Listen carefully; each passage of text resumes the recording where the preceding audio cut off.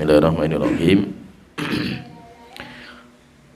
Innal hamdalillah nahmaduhu wa nasta'inuhu wa nastaghfiruh wa na'udzu billahi min shururi anfusina wa min sayyiati a'malina may yahdihillahu fala mudhillalah wa may yudlil fala hadiyalah wa asyhadu an la ilaha illallah wahdahu la syarikalah wa asyhadu anna Muhammadan abduhu wa rasuluh amma ba'du.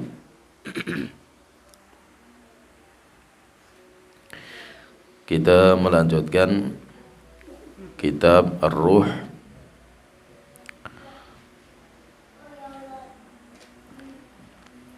dan kita sekarang masuk di pembahasan yang ke-7.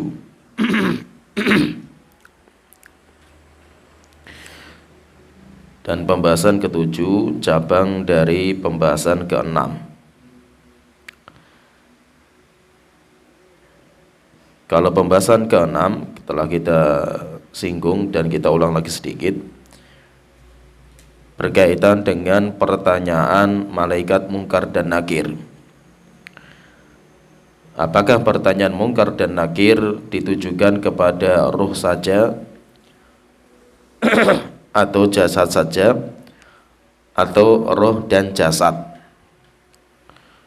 Dan telah kita sebutkan bahwa banyak sekali riwayat yang menjelaskan bahwa pertanyaan malaikat Munkar dan Nakir ditujukan kepada jasad dan ruhnya. Karena sebelum pertanyaan, roh dikembalikan kepada jasadnya.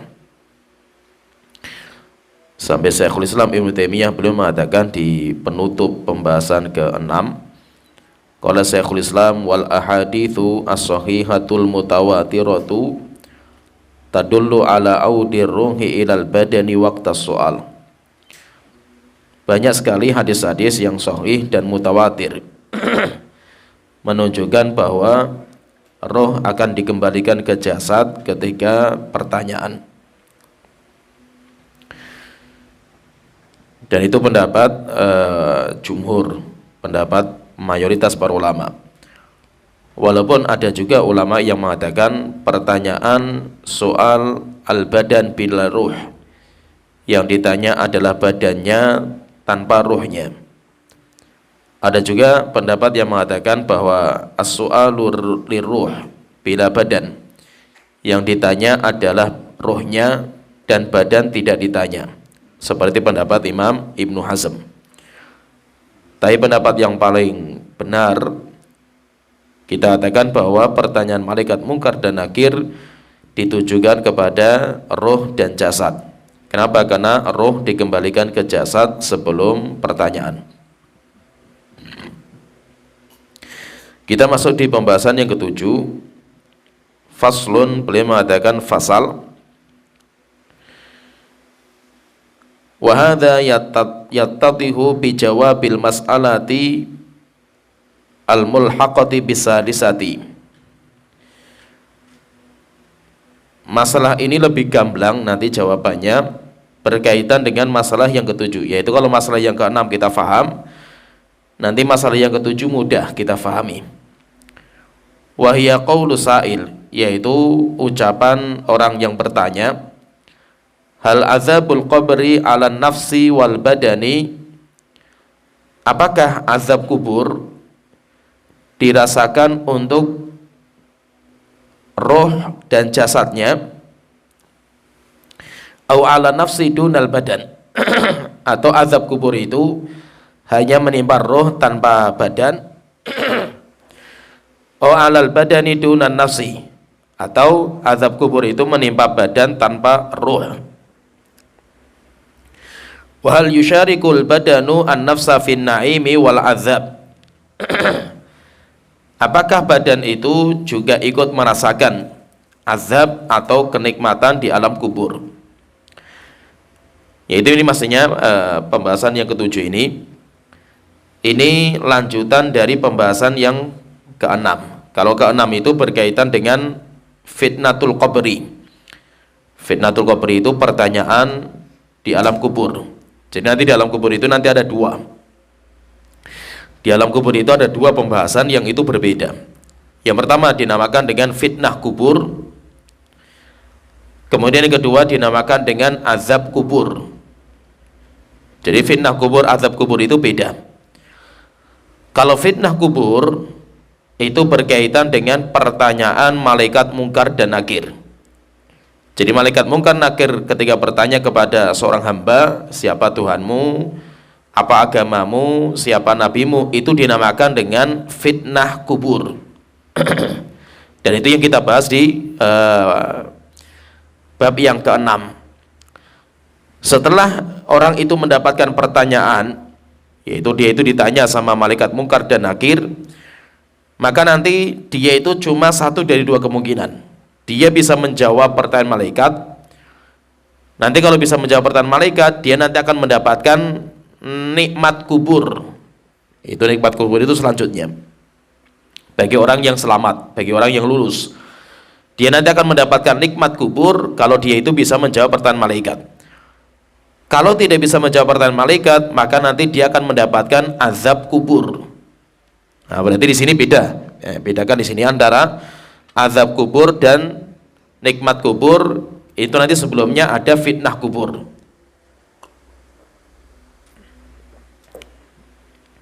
Nah, berarti nanti ada dua tahapan yang harus kita lalui ketika kita masuk di alam kubur.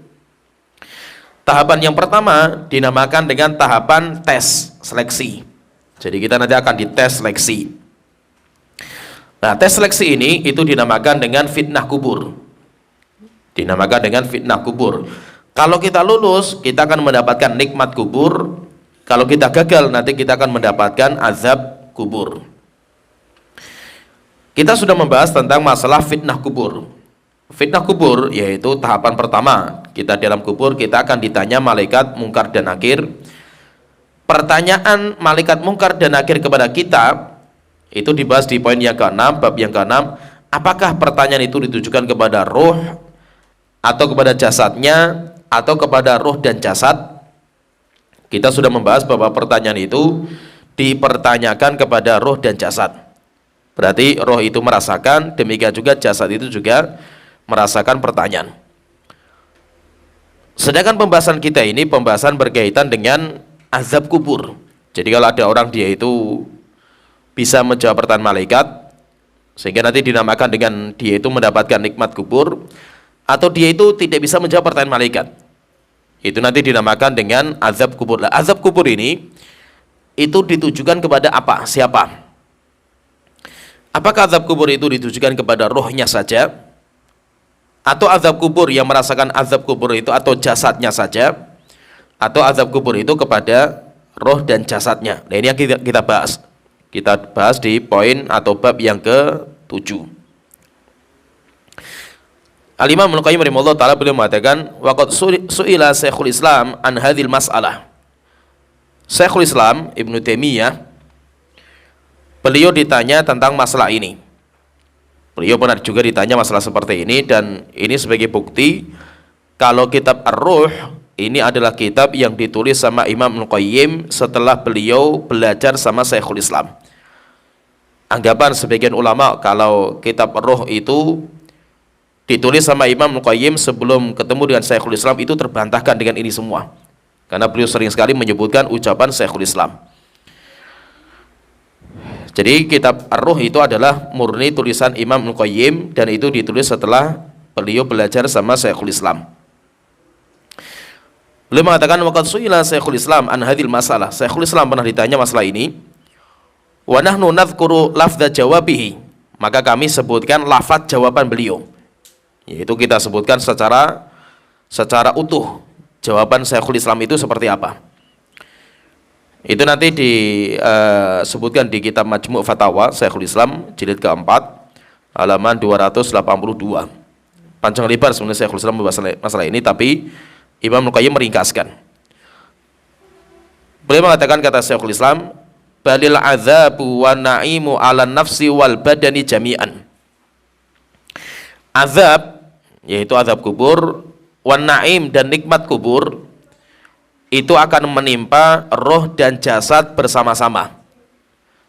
Jadi roh akan diazab, demikian juga jasad juga akan diazab. bittifaqi ahli sunnati wal jamaah, dan itu sesuai dengan kesepakatan ulama ahlu sunnah wal jamaah,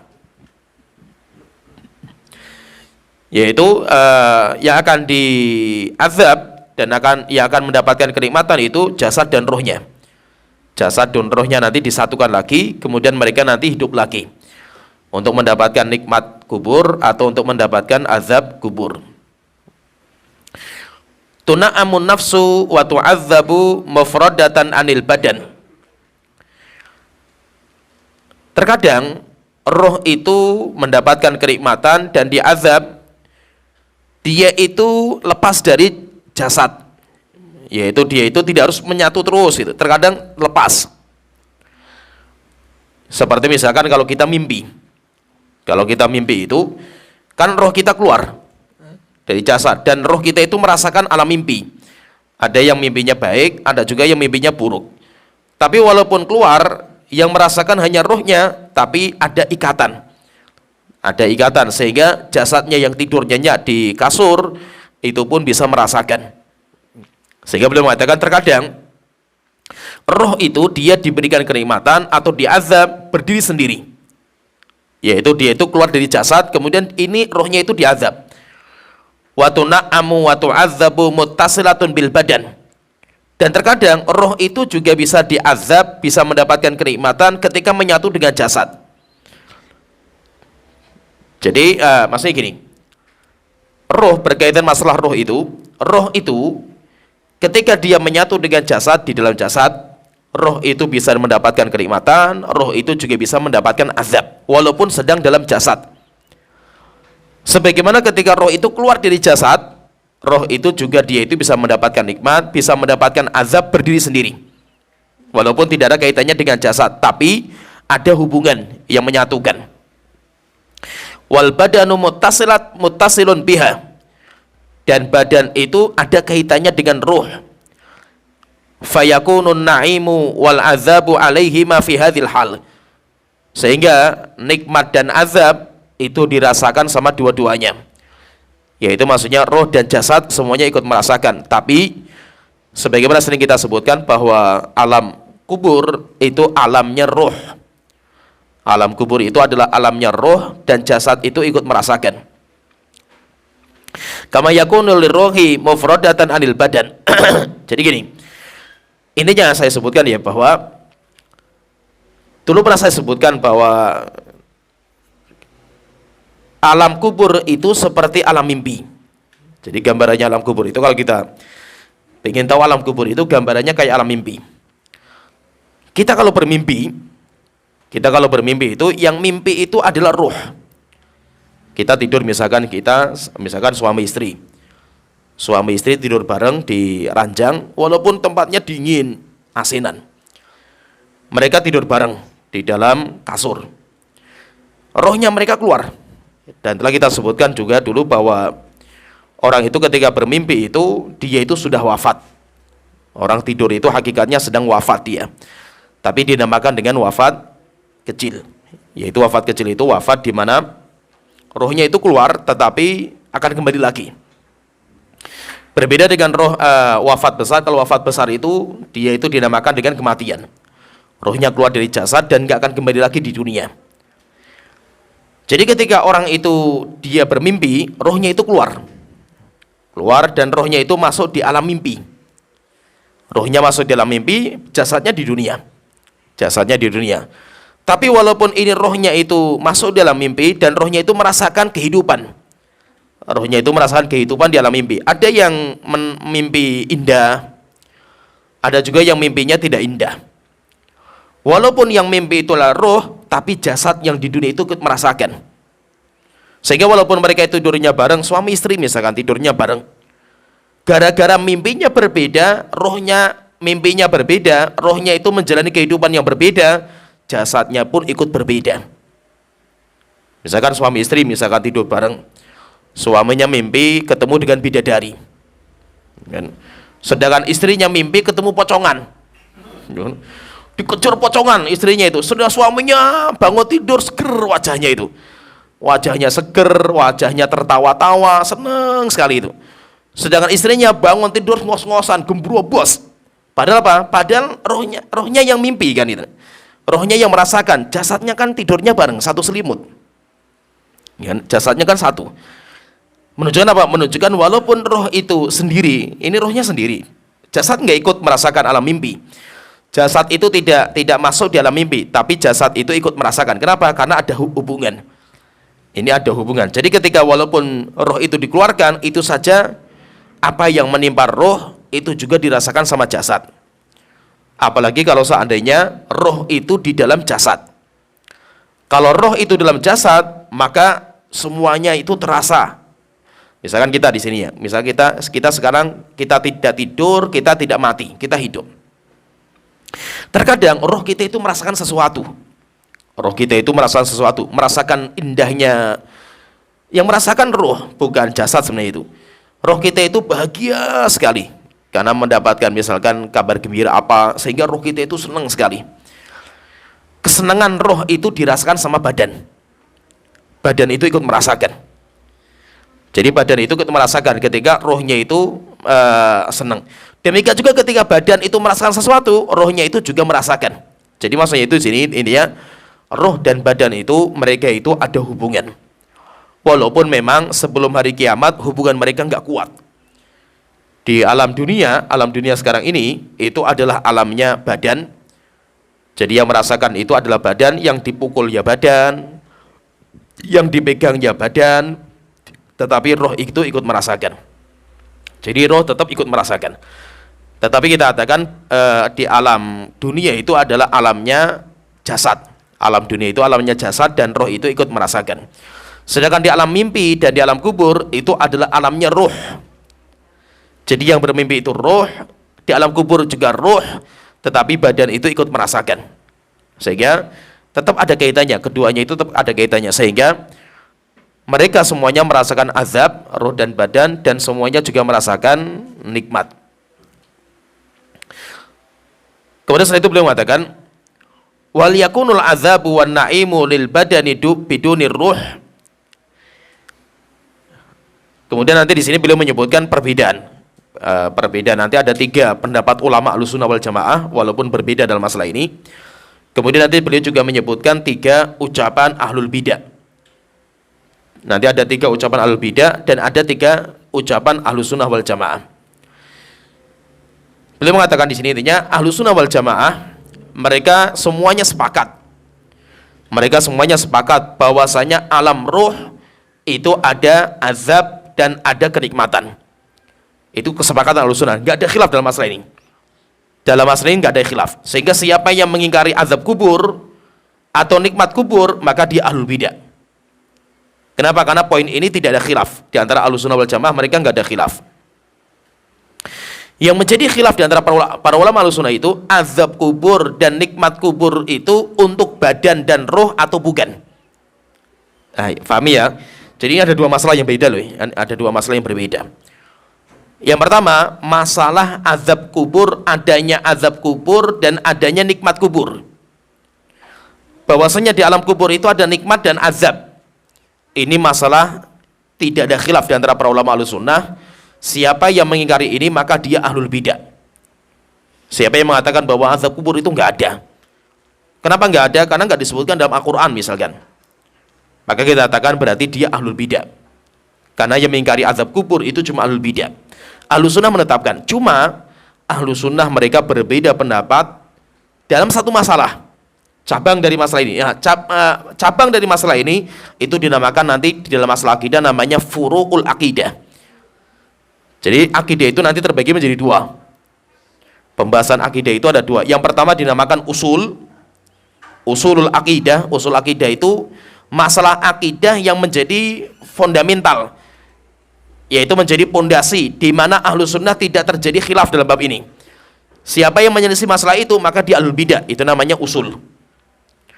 Kemudian nanti di cabangnya usul itu nanti akan bercabang-cabang.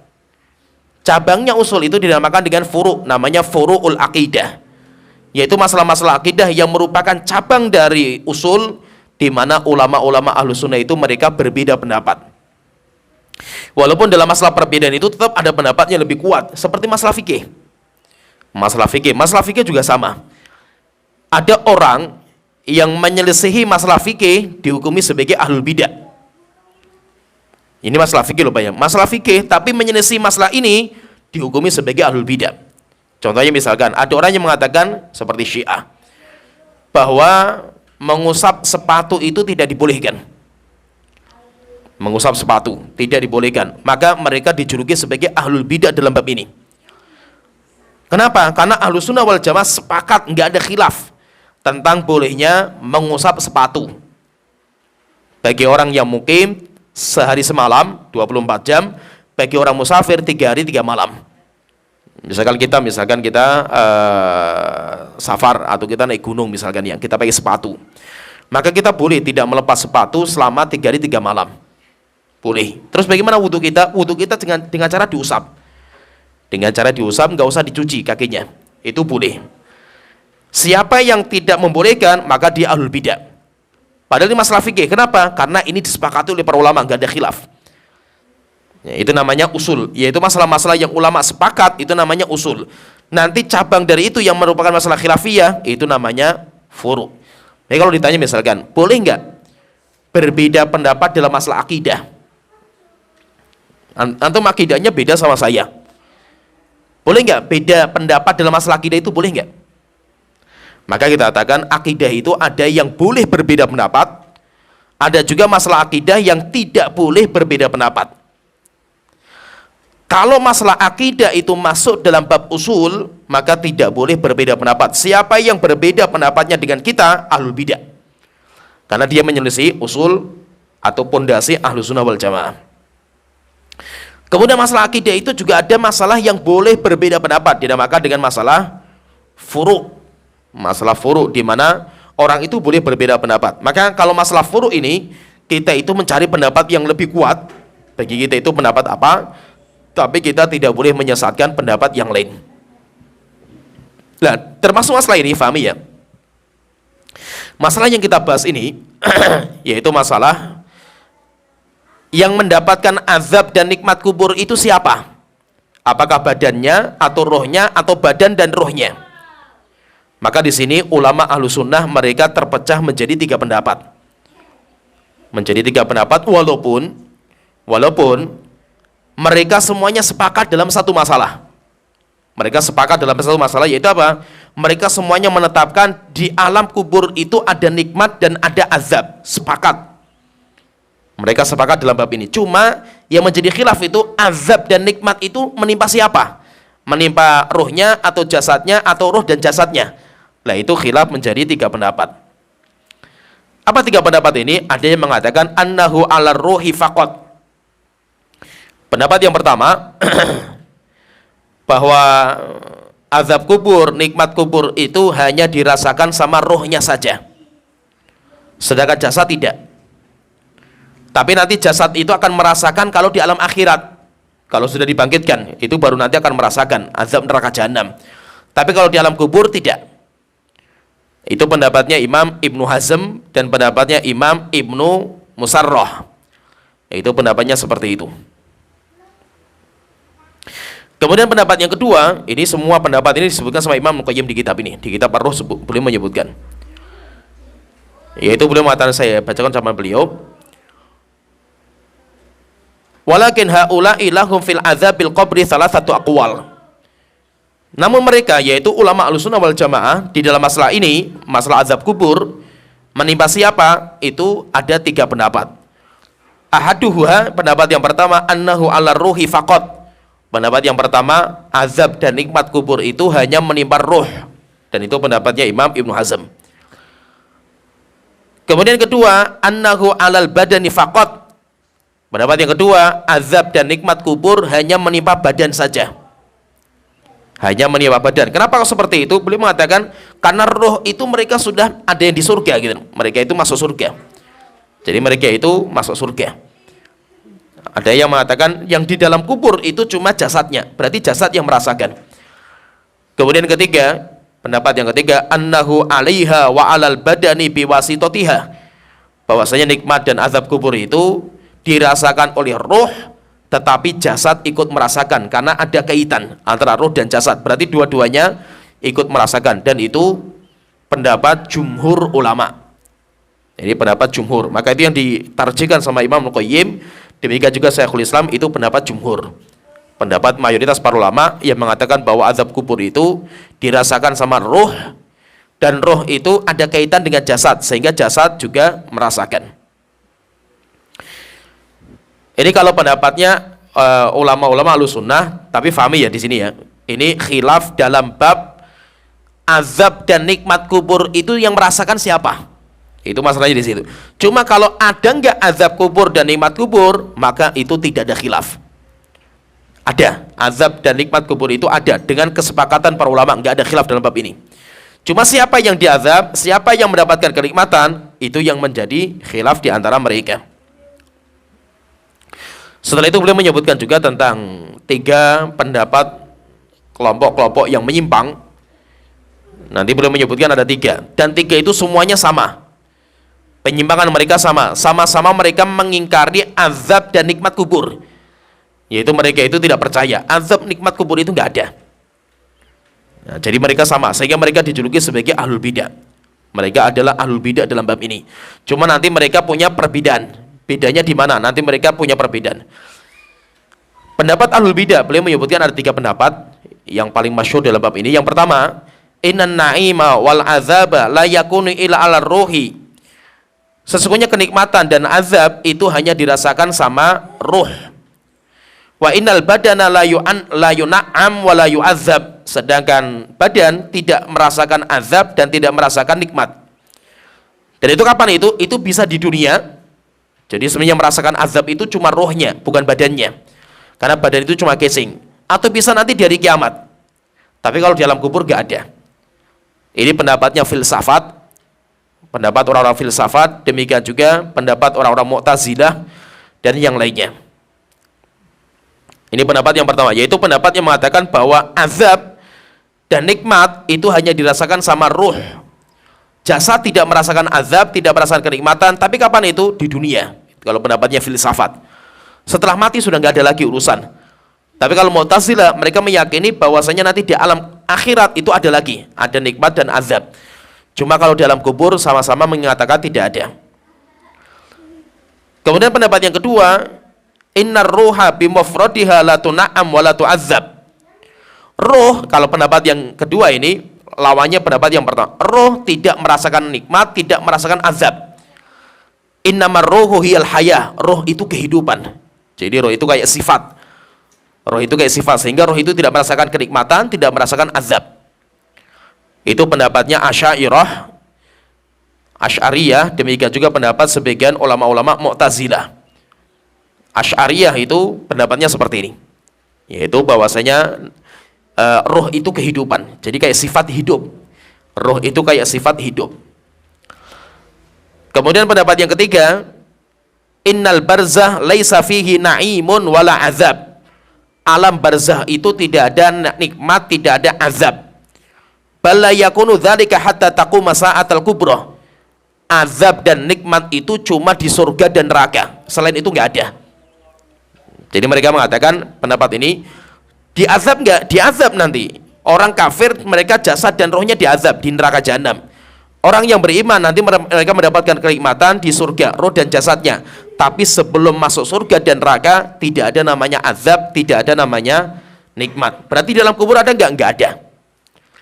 Nah, 3 pendapat ini semuanya sama-sama. Ini pendapat sebagian Mu'tazilah juga. Ya, mata seperti ini semuanya sepakat. 3-tiganya ini sepakat bahwa di alam barzah tidak ada azab dan tidak ada nikmat. Sehingga mereka dijuluki sebagai ahlul bidah. Mereka dijuluki sebagai ahlul bidah. Kenapa? Karena mereka mengingkari nikmat dan mereka mengingkari azab kubur. Nah, jadi intinya di sini ini pendapat-pendapat Ahlussunnah wal Jamaah. Ya, mereka sepakat dalam masalah ini bahwa nikmat kubur dan azab kubur itu ada. Setelah itu beliau membuat bab kecil atau pasal. Saya bacakan ucapan beliau. Fa idza arafta hadhil aqwal al batilah. Kalau kamu sudah mengetahui pendapat yang menyimpang, lita'lam anna madhhab salafil ummati wa aimatiha, maka hendaknya kamu harus tahu bahwa mazhabnya ulama-ulama salaf kita annal mayyita idza mata yakunu fi na'imin aw adzabin. Sesungguhnya orang yang meninggal, kalau mereka meninggal dunia, maka mereka akan masuk dalam nikmat, yaitu di alam barzah itu mendapatkan nikmat, atau nanti mereka itu akan mendapatkan azab. Wa anna dzalika yahsulu li ruhihi wa badanihi, dan nikmat dan azab ini didapatkan bagi roh dan badannya. Wa anna ruha tabqa ba'da mufaraqatil badani muna'amatan aw mu'azzabatan, dan roh setelah terpisah dari jasad, roh keluar dari jasad, maka roh itu akan mendapatkan kenikmatan dan akan mendapatkan azab secara berdiri sendiri. Berdiri sendiri, tetapi rasanya itu juga dirasakan sama badannya.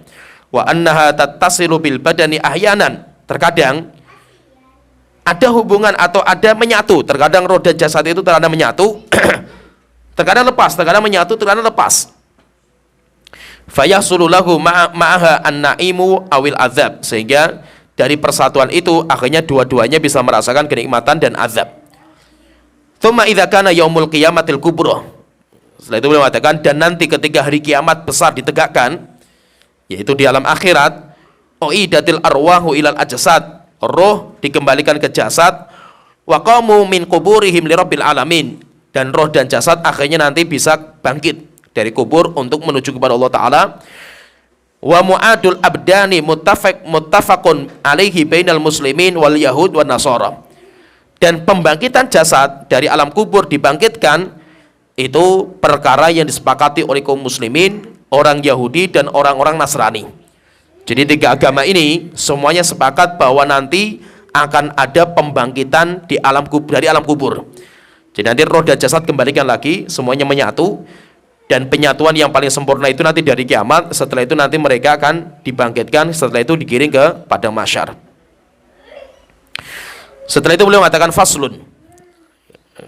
Di fasal ini setelah itu beliau membawakan banyak sekali dalil-dalil yang berkaitan dengan azab kubur dan nikmat kubur. Bahwasanya di hari kiamat itu ada azab kubur, ada nikmat kubur.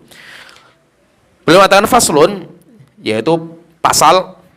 Jadi sebenarnya pasal itu di bawah bab. Jadi ada bab, nanti bab itu ada pasal. Gitu. Jadi pasal itu kayak pembahasan kecil. Faslun wa nahnu nansuru ma dzakarnahu.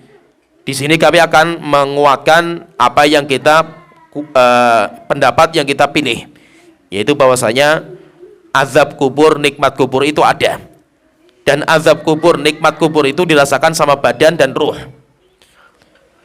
Beliau mengatakan wa amma ahaditsu azabil qabri wa musa'alati munkar wa nakir fakatsiratun mutawatiratun anin Nabi sallallahu alaihi wasallam. Sedangkan hadis-hadis yang berkaitan dengan azab kubur dan pertanyaan malaikat munkar dan nakir banyak sekali, sampai tingkatannya mutawatir. Hadisnya tingkatannya mutawatir. Nanti akan dibahas juga oleh beliau kenapa kok dalam Al-Quran itu tidak disebutkan azab kubur, yaitu lafaz namanya azabul qabr itu nggak disebutkan. Itu pernah dibahas juga, tapi nanti kita sebutkan. Di antara hadisnya kama fi shahihaini, sebagaimana dalam hadis Bukhari Muslim dari Abdullah bin Abbas radhiyallahu anhuma, anna Nabiy sallallahu alaihi wasallam marra bi qabraini. Rasulullah sallallahu alaihi wasallam itu beliau pernah melewati dua kuburan. Faqala, kemudian Rasulullah mengatakan, Rasulullah bersabda, innahuma la yu'adzabani. Dua penghuni kubur ini sedang diazab. Dua penghuni kubur ini sedang diazab. Wa ma yu'adzabani min fi kabir. Tetapi mereka berdua tidak diazab dengan perkara yang besar. Amma ahaduhuma fakana la yastatiru minal baul. Yang satu diazab karena dia tidak menjaga diri dari kencing. Tidak menjaga diri dari kencing. Wa amal akharu, sedangkan yang kedua fakana yamshi bin namimah. Dia berjalan membawa namimah. Namimah itu mengadu domba. Tsumma da'a bi jaridatin ratbatin. Setelah itu Rasulullah minta pelepah kurma yang masih basah. Maka ada sahabat yang membawakan pelepah kurma. Setelah itu fasyaqqaha nisfain. Setelah itu Rasulullah sigar jadi dua. Setengahnya ditancapkan di satu kuburan, setengahnya di kuburan yang lain, pelepah kurmanya. Setelah itu Rasulullah mengatakan la'allahu yukhaffafu anhuma ma lam yibasah. Mudah-mudahan kedua orang ini azabnya diringankan selama pelepah kurma itu belum kering. Ini hadisnya sahih Bukhari Muslim. Dalam hadis ini jelas sekali Rasulullah menyebutkan bahwa dua penghuni kubur itu mereka itu sedang diazab. Mereka sedang diazab. Berarti menunjukkan apa? Azab kubur itu ada. Azab kubur itu ada. Kalau yang pertama tadi Rasulullah mengatakan itu dua orang itu dosanya itu bukan dosa yang besar. Dosa yang besar bukan, tapi dosa yang dianggap remeh. Yang pertama itu orang yang tidak menjaga kencing. Tidak menjaga, menghalangi dirinya dari kencing. Nanti kata para ulama, orang yang tidak menjaga kencing itu satu dari tiga kemungkinan. Orang yang tidak menjaga kencing itu satu dari dua kemungkinan. Yang pertama, orang yang tidak cebok sempurna ketika kencing. Cebok yang sempurna itu macam-macam nanti itu. Bisa cebok yang sempurna itu belum berhenti total, tapi dia sudah cebok. Sehingga setelah selesai, keluar lagi air kencingnya. Ini yang pertama. Atau yang kedua, orang yang tidak menjaga percikan kencing. Percikan kencing, sehingga kencing sembarangan sampai nyipratnya kemana-mana. Atau yang ketiga, dia tidak mengangkat celana. Kalau kita itu pakai celana, jadi kalau kita orang Indonesia itu karena kita itu pakai celana, maka kalau kita kencing ya harus diangkat celananya. Supaya apa? Supaya tidak terkena celana kita. Maka ini semuanya itu nanti masuk dalam bab orang yang tidak menjaga kencing. Baik dia itu tidak cebok sempurna, atau tidak menjaga percikan kencing, atau tidak mengangkat celana. Kalau kita pakai celana. Tapi kalau kita itu pakai jubah, memang kalau pakai jubah itu kencing yang terbaik itu duduk. Maka kalau ditanya misalkan kencing itu yang terbaik duduk atau berdiri, maka kita katakan memang hukum asal kencing itu duduk. Kenapa duduk? Karena itu tidak nyiprat. Tapi kalau kita, yaitu seperti orang-orang Indonesia itu yang mereka kebanyakan pakai celana, kencing duduk itu malah berantakan, malah nyiprat kemana-mana. Sehingga nanti dilihat, yang terbaik bagi kita supaya tidak nyiprat dan tidak terpecik ke celana kita itu apa? Apakah duduk atau berdiri? Itu nanti kita lihat masing-masing. Kita cek, bisa kita cek masing-masing. Jadi yang penting jaga kencing kita itu dijaga. Kemudian yang kedua, sebab azab itu yang kedua itu karena dia itu mengadu domba. Apa sih mengadu domba itu? Orang yang membuat perpecahan antara kedua belah pihak dengan cara apa? Ucapan si A dikirimkan ke si B, ucapan si B dikirimkan ke si A. Supaya tujuannya apa? Supaya mereka itu berpecah. Itu orang seperti itu dinamakan dengan namanya namimah. Maka Rasulullah itu, beliau itu ketika pengen mendoakan mereka, Rasul itu punya patokan waktu. Mudah-mudahan mereka diringankan azabnya selama pelepah kurma ini belum kering. Akhirnya nanti disamakan sama sebagian kita itu dengan menaruh kembang. Menaruh kembang. Jadi misalkan orang meninggal itu kan ditawurkan kembang kan itu. Nah, kenapa kok kembang itu ditawurkan kembang gitu? Di kuburan itu. Masih istilahnya kenapa kok harus kembang gitu? Itu ada apa gitu? Nah, mereka sering membawakan hadis ini. Mereka sering membawakan hadis ini. Maka kita katakan ini kias yang namanya kias ma'al farik, istilahnya kalau bahasa usul fikihnya itu kiasnya nggak nyambung gitu loh. Kias itu analogi. Kias itu analogi, yaitu disamakan, tapi nggak nyambung. Kenapa nggak nyambung? Yang pertama, Rasulullah itu menancapkan pelepah kurma karena Rasulullah tahu kalau mereka sedang diazab. Pertanyaan, ketika Anda itu menyebarkan kembang supaya mereka diringankan azabnya itu. Pertanyaan, Anda tahu nggak mereka itu diazab gitu? Enggak, pasti diazab mereka itu, pasti gitu. Maka kita berarti Anda seudon sama orang kan gitu. Ya kan, Anda seudon, sehingga bedakan antara Anda yang tidak tahu perkara yang gaib dengan Rasulullah SAW. Ini yang pertama. Yang kedua, kembang itu zaman Rasul ada nggak? Zaman Rasul itu ada kembang nggak itu? Banyak. Kembang zaman itu sudah ada. Tapi kenapa beliau tidak minta kembang? Tapi Rasulullah mintanya pelepah kurma. Maka sesuatu yang mungkin ada bisa didatangkan zaman Rasulullah kok nggak minta itu, berarti memang itu tidak bermanfaat. Dan kalau seandainya pelepah kurma bisa diganti dengan kembang, misalnya Rasulullah lebih kembang, lebih zen lah, masa itu lebih mantap kembang kan, warnanya indah gitu daripada pelepah kurma. Apa sih indahnya pelepah kurma kan gitu? Sehingga menunjukkan apa? Menunjukkan ini tidak bisa dikiaskan. Tidak bisa dikiaskan, tidak bisa disamakan dengan kita misalkan, oh ini penghuni kubur kasihan ini. Akhirnya kita ngambil pelepah kurma, ditancapkan. Semoga dosanya, azabnya mereka diringankan selama mereka itu tidak pelepah kurmanya belum kering. Maka kita katakan Anda nggak bisa disamakan dengan Rasulullah. Rasulullah tahu mereka sedang diazab gitu loh. Sedangkan Anda kan nggak tahu, sehingga tidak bisa disamakan. Maka sunnah ini tidak bisa diamalkan. Sunnah ini Rasulullah itu nggak bisa diamalkan. Kenapa nggak bisa diamalkan? Karena Rasulullah punya standarisasi. Rasulullah tahu kalau mereka itu sedang diazab. Kalau kita kan tidak. Kemudian hadis yang kedua yang beliau bawakan, hadis dikeluarkan Imam Muslim dari Zaid bin Thabit. Beliau berkata, bainama Rasulullah sallallahu alaihi wasallam fi aha'iti Bani Najjar ala baghlatihi. Pernah suatu ketika Rasulullah sallallahu alaihi wasallam itu bersama kami di kebun dari kabilah Bani Najjar. Rasulullah sedang itu masuk kebun, naik keledai. Wa nahnu ma'ahu, dan kami sedang bersama Rasulullah sallallahu alaihi wasallam. Idh hadat anhu, tiba-tiba keledainya itu loncat. Keledainya Rasul itu loncat. Fakadat tulqihi, sampai Rasul itu mau terpentang dari keledainya itu. Fa idza aqburun sittatun aw khamsun aw arba'atun, rupanya di bawah itu ada 5 kuburan atau 6 kuburan atau 4 kuburan, ya sekitar itu. Jadi 6 atau 5 atau 4. Yaitu keledainya Rasul itu loncat karena di bawahnya itu ada kuburan.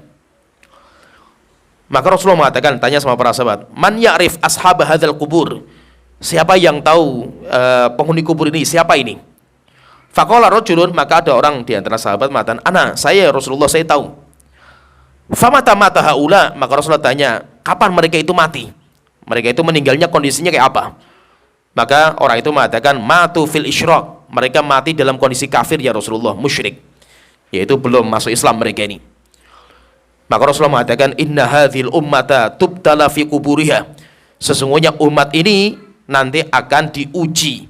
Diuji itu berarti tadi ditanya di dalam kuburnya. Falaula alla tudafinu, jika seandainya kalian itu nanti tidak mati, kalau seandainya kalian itu nanti nggak mati, lada'utullaha ayyusmi'akum min azabil qabri alladhi asma'u minhu, saya akan berdoa kepada Allah Ta'ala supaya kalian bisa mendengar suara azab kubur sebagaimana yang telah saya dengar dengan telinga saya. Thumma aqbala alaina biwajhi, setelah itu Rasulullah menghadapkan wajahnya kepada kita. Setelah itu Rasulullah mengatakan, ta'awwadhu billahi min azabin nar, pelindunglah kalian semuanya dari azab neraka. Kalau makanya para sahabat langsung mengatakan, na'udzubillahi min azabin nar, kami berlindung kepada Allah Ta'ala dari azab neraka. Setelah itu Rasulullah mengatakan, ta'awwadhu billahi min azabil qabri, pelindunglah kalian semuanya dari azab kubur. Setelah itu kami semuanya langsung mengatakan, na'udzubillahi min azabil qabri, kami berlindung kepada Allah dari azab kubur. Setelah itu Rasulullah mengatakan, ta'awwadhu billahi minal fitani ma dhahara minha wa batan, pelindunglah kalian dari fitnah yang nampak maupun tersembunyi. Setelah itu kami langsung mengatakan, na'udzubillahi minal fitani ma dhahara minha wa batan, kami berlindung kepada Allah Ta'ala dari fitnah yang nampak dan yang tersembunyi. Setelah itu Rasulullah mengatakan lagi, ta'awwadhu billahi min fitnatid dajjal, berlindunglah kalian dari fitnahnya Dajjal. Setelah itu kami mengatakan, na'udzubillahi min fitnatid dajjal, kami berlindung kepada Allah dari fitnahnya Dajjal. Dalam hadis ini menunjukkan apa? Menunjukkan bahwa keledai itu mendengar. Keledai itu mendengar. Rasulullah mendengar juga. Rasulullah mendengar, keledai juga mendengar. Kenapa kok keledai itu mendengar? Karena keledai tidak diperintahkan beriman kepada yang ghaib, sehingga keledai ditampakkan. Sedangkan manusia, kita diperintahkan beriman kepada yang ghaib. Akhirnya Rasulullah kan tadi mengatakan, jika seandainya kalian itu nanti gak mati, niscaya saya akan berdoa semoga Allah itu memperdengarkan suara azab kubur kepada kalian. Cuma kan kalian diperintahkan beriman kepada yang ghaib. Akhirnya ditutupi sama Allah sehingga kita nggak mendengar. Setelah itu Rasulullah memerintahkan berlindung kepada 4 perkara, dan itu nanti akhirnya menjadi doa kita kalau kita itu sholat. Kan kita sholat kan berlindung dari 4 perkara itu. Sebagaimana dalam hadis yang sahih juga dikeluarkan oleh Imam Muslim dari Abu Hurairah radhiyallahu anhu, Rasulullah sallallahu alaihi wasallam beliau bersabda, "Idza faragha ahadukum minat tasyahhudil akhir," jika kalian selesai dari tasyahud akhir, yaitu ketika kita sholat, falyata'awwadz billahi min arba, maka hendaknya dia berlindung kepada Allah dari 4 perkara. Min azabi jahannam, dari azab neraka jahanam, min azabil qabri, dari azab kubur, wa min fitnatil mahya wal mamat, dari fitnah kehidupan dan kematian, wa min fitnatil masihid dajjal, dari fitnah masihid dajjal. Kalau tartibnya ini berarti tartibnya itu azab neraka jahanam, azab kubur, fitnah kehidupan dan kematian, dan fitnahnya Dajjal. Demikian juga Rasulullah mengajarkan itu juga, mengajarkan seperti itu dalam hadis yang lain, dari hadis sahih juga riwayat Muslim dari Abdullah bin Abbas. Beliau mengatakan, "Anna Nabiyya sallallahu alaihi wasallam kana yu'allimuna hadzal du'a." Rasulullah pernah mengajarkan kepada kami doa ini, kama yu'allimuna surata minal Qur'an, sebagaimana Rasul itu mengajari Al-Qur'an, yaitu kita itu kayak ditartil. Kita itu kayak ditalkin baca Quran, tapi ini ditalkin baca doa sebelum salam.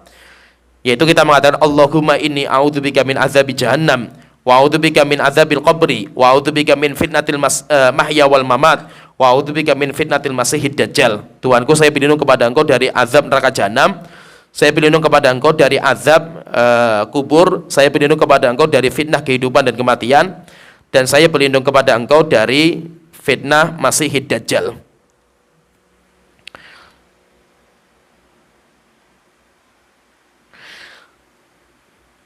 Kemudian ada beberapa riwayat juga yang menjelaskan bahwa binatang itu, mereka itu mendengar.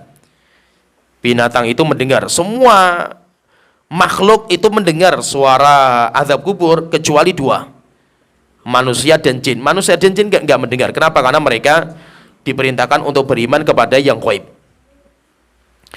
Dari Ummu Mubashir, beliau mengatakan, dakhala alayya Rasulullah sallallahu alaihi wasallam. Rasulullah pernah masuk kepada saya. Kemudian beliau berkata, ta'awwadzu billahi min azabil qabri. Berlindunglah kalian semuanya dari azab kubur. Fakultu, maka saya bertanya, ya Rasulullah, walil qabri azabun, apakah di alam kubur itu ada azab?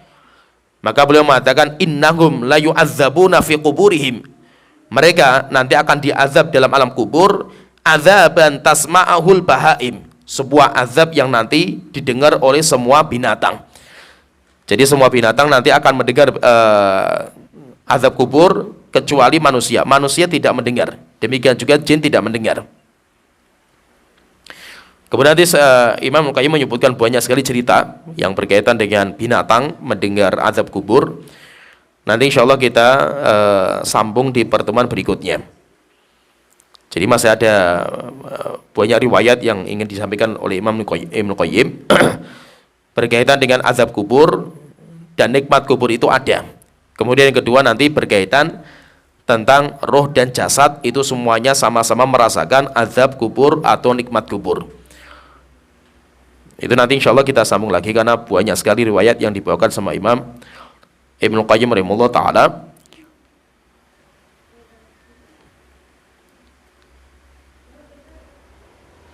Kemudian juga nanti beliau menyebutkan, jadi beliau membawakan dalil-dalil tentang azab kubur. Setelah itu beliau juga membawakan tentang pendapat ulama-ulama yang menyatakan itu kesepakatan, gak ada khilaf, sehingga siapa yang menyelisih masalah ini dia menjadi ahlul bidah.